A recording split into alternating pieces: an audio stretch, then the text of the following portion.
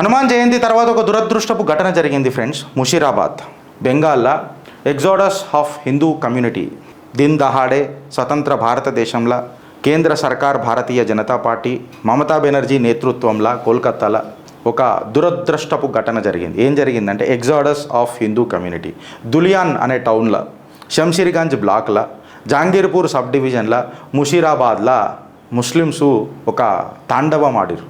April 11th and 12th కొన్ని పలు హిందూ కుటుంబాలకు ఎగ్జోడస్ అంటే వెళ్ళిపోయి వచ్చారు. దులియన్ నిడిచిపెట్టుకుంటా గంగా రివర్ క్రాస్ అవ్వకుండా అక్కడికి వేరే వేరే డిస్టిక్లకు పోతున్నారు. మాల్దా డిస్టిక్ట్ ఎక్సెట్రా అది విడిచిపెట్టిపోతున్నారు, వస్తున్నారు, whatever it may B.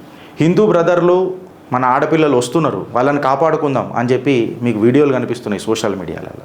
బ్యాక్గ్రౌండ్లోకి ఒక హిందూ విక్టిమ్ మాట్లాడుతున్నాడు. ఏమన్నానంటే, మీరు టెన్షన్ పడకుర్రి ఓ హిందూ సోదరులారా, మేము చూసుకుంటాం మిమ్మల్ని, మీకు ఏం కావాలో అన్నము, మీకు కావాల్సిన బట్టలు అవన్నీ ఇస్తాం అంటే కట్టు బట్టతో బయటికి వెళ్ళిపోయారు. This is 2025 the exodus of Hindu community in west Bengal Mamata Banerjee నేతృత్వంలో. 40 నుంచి 50 బోట్లు ఇప్పటి వరకు సుమారు 1000 మంది హిందువులు దులియన్ పర్లాల్పూర్ లేక్ని క్రాస్ చేసి పలు జాగాలకు పోయినారు. ఒక ఎల్డర్లీ ఉమెన్ ఏమన్నదనంటే, ఈ హారిఫిక్ ఇన్సిడెంట్ ఏ రకంగా ఉన్నదో చెప్పుకుంటా ఏడిచింది. ఒక ముసలాయన తన స్వీట్ షాప్ ఏ రకంగా ధ్వంసమైందో కూడా చూసిండ్రు. ముస్లిం ఇళ్ళకి ఏం కాలే, కేవలం హిందూ ఇళ్ళే తగలబడ్డాయి. హిందూ ఇళ్ళనే తగలబెట్టిండ్రు. ఎందుకు తగలబెట్టిండ్రు అని అంటే వక్ఫ్ అమెండ్మెంట్ బిల్కి అగెయిన్స్ట్గా, వక్ఫ్ అమెండ్మెంట్ బిల్ అగెయిన్స్ట్గా మేము నిరసన వ్యక్తం చేస్తున్నాం. మీ కేంద్ర సర్కార్ వక్ఫ్ అమెండ్మెంట్ బిల్ పాస్ చేసింది, నేను మిమ్మల్ని ఇంట్లల్లో ఉంచనీయం అని చెప్పి చేసిండ్రు. ఇది కొత్త కాదు మమతా బెనర్జీ పరిపాలనలో. నిన్న ఒక డాక్టర్ రేపు చూసినాం ఆర్జే కార్ హాస్పిటల్లో. సందేశ్ కలిలా నంగా నాచ్ చూసినాం.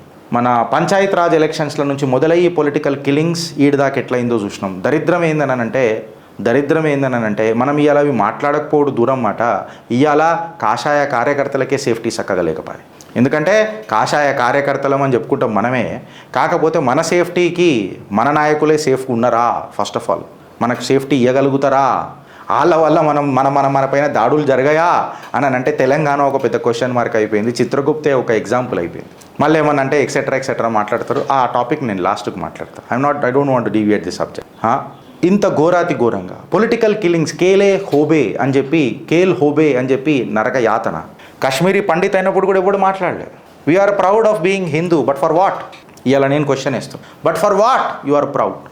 నువ్వు గర్వంగా చెప్పుకుంటున్నావు, బట్ నీ గర్వం ఏడవనికి వస్తున్నది అని చెప్తున్నా. ఇవి ఆగినాయా అని చెప్పి నేను మాట్లాడుతున్నా. బంగ్లాదేశ్లో చాలా దూరం మాట, హిందువులు అక్కడ నరకయాతన అనుభవిస్తున్నారు, మనం ఏం చేస్తున్నాం అని చెప్పి ఆలోచించే ప్రతి హిందూ గుండె అని అడుగుతున్నా. భారతదేశంలో జరుగుతున్న దాడులపైన మనం ఏమన్నా మాట్లాడగలుగుతున్నామా అని అంటున్నా. ఓ మాబ్ లించింగ్ మీద చాలా పెద్ద డిస్కషన్ అవుతుంది దేశంలో, బట్ దీని మీద ఎందుకు జరుగుతలేదు అని చెప్పి నేను అడుగుతున్నా. కులేఆం ధమ్కీరు, మేము వక్ఫ్ మీరు ఇంప్లిమెంట్ చేసిర్రు, మీరు ఈ ఊర్లలో ఉండొద్దు. వెనకటికి జిహాదీలు వచ్చిర్రు, బంగ్లాదేశ్ని అటాక్ చేసిర్రు, మన ఇండియాని అటాక్ చేసిర్రు, ఎక్సెట్రా చేసిర్రు.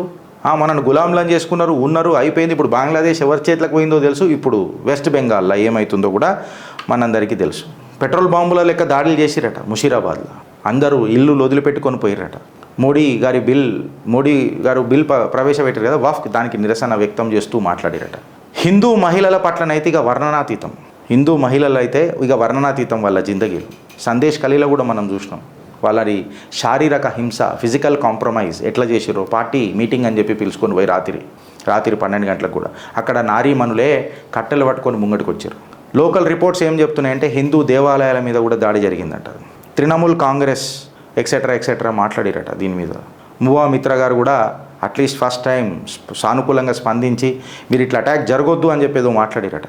అంటే వాళ్లకు కూడా అనిపిస్తున్నది ఇది ఎంత పెద్ద ఘోరమైన దాడియో అని. భారతదేశం పలు జాగాలల్లో హనుమాన్ జయంతి ర్యాలీ అప్పుడు చాలా పెద్ద దాడులే జరిగినాయి. ఇదైతే ఇంకా చాలా పెద్ద ఘటన అని అంటున్నారు. పోస్ట్ పోల్ వైలెన్స్ అని మాట్లాడుతున్నారు. ఇమ్మీడియట్గా దీని తర్వాత ఏమైపోయిందనంటే, అక్కడ మీరు అర్థం చేసుకోవాల్సింది ఏంటంటే, నువ్వు నేను కేవలం ట్వీట్ కొడుతున్నాం, నువ్వు నేను ఒక వార్త చదువుతున్నాం, బట్ అలా అనుభవిస్తున్నాడు. ఆ హిందువులు అనుభవిస్తే తెలుస్తుంది అని అంటాం కదా, ఆ అనుభూతి మాకు కూడా దక్కింది. కాకపోతే ఈడ మారంపం మమ్మల్నే కోసింది. సో ఆ బాధ ఎట్లుంటుందో అని అనేది బాధ్యతగా చెప్తున్నాం. ఒక ట్వీట్ కొడతాం, ఒక సంఘీభావం చెప్తాం, ఫైన్, బట్ మనం ఏం చేస్తున్నాం అని అనేది చాలా ఇంపార్టెంట్. మమతా బెనర్జీ కూడా డైరెక్ట్గా ముంగడికి వచ్చి మాట్లాడుతుంది ఏందనంటే, అరే నేను వక్ఫ్ అమెండ్మెంట్ బిల్ అనేది ఇంప్లిమెంట్ చెయ్యన్నా కదా, మీరు ఎందుకు ఇది చేస్తున్నారు అని చెప్పి మాట్లాడుతున్నా కానీ దాడులు జరుగుతున్నాయి. ఈడనేమో మనము వ్యక్తిగత భజనలు చేసుకుంటూ పోతాం.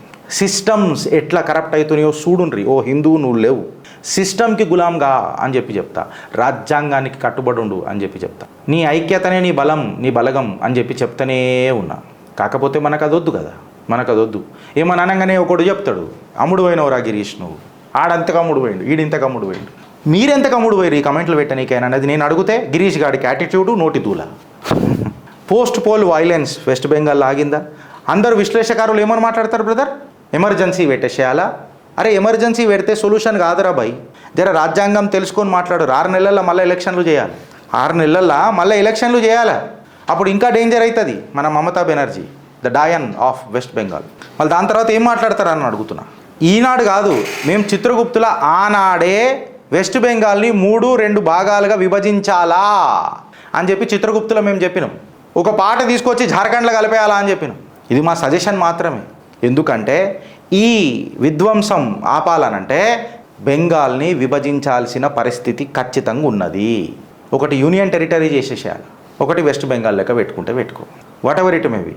ఆ లింక్ మా వాడు ఒకసారి డిస్క్రిప్షన్లో పెట్టడానికి ప్రయత్నం చేస్తా, మర్చిపోకు బాబు. ఇది చిత్రగుప్త్ ఆనాడే చెప్పింది. చిత్రగుప్తు మాట్లాడిన ఎన్నో ఉన్నాయి ఇట్లాంటివి, మీకు అవి గుర్తు లేకుంటే చాలామందికి, కొంతమందికి భజన పరులకు. దేశ సురక్షితం కొరకు మేము మాట్లాడిన టాపిక్లు ఎన్నెన్నో.